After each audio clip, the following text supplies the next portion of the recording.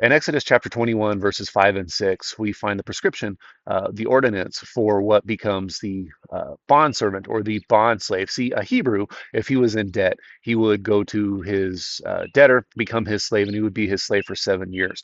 After this 7 years, he could either choose to leave and be free and on his own, or he could say that I love my master and I want to be with my master and I love my wife and my kids and I want to pledge my life then to his master. So what would happen, and you find this in Exodus chapter 21, verses 5 and 6, is that the master would take him to the judges, declare that he was going to stay with him, and then they would take him and pierce his ear with an awl and nail his ear to the doorpost. And then we can find from church history that they would then take a golden earring and place this golden earring in the ear. And then he became a bondservant, a willing servant to his master whom he loved.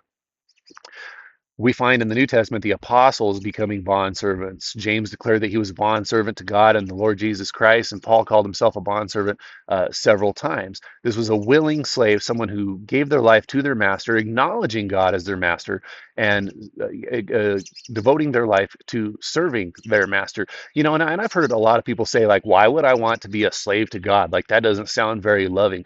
But it's what we would do to the master whom we love, the master who loves us. We would then give our love out of a voluntary sacrifice to this master. And what the world doesn't understand when they say, why would I want to be a slave to God? But they're already a slave to Satan. They're already a slave to sin. They're already a slave to this world.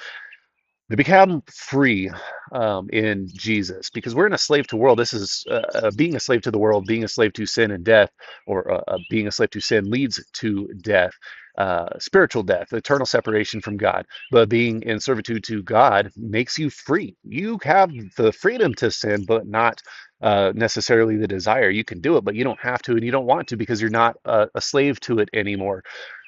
Now, I want to go back to real quick before we run out of time the idea that they would put the golden earring in the ear. This was a marking to the world. And I've talked about this several times, and I'll talk about it more as I'm going to do a study through the book of James.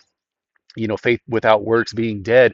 This is the mark on the world. Our works in the world is the golden earring that we have in our ear to show the world that we are Christ. If you don't have that golden earring, and then there is not any evidence of your salvation. See, this bondservant, when he would go places, people would see and they would know that he was a slave prior, but now they would know that he has given his life to the master who has loved him.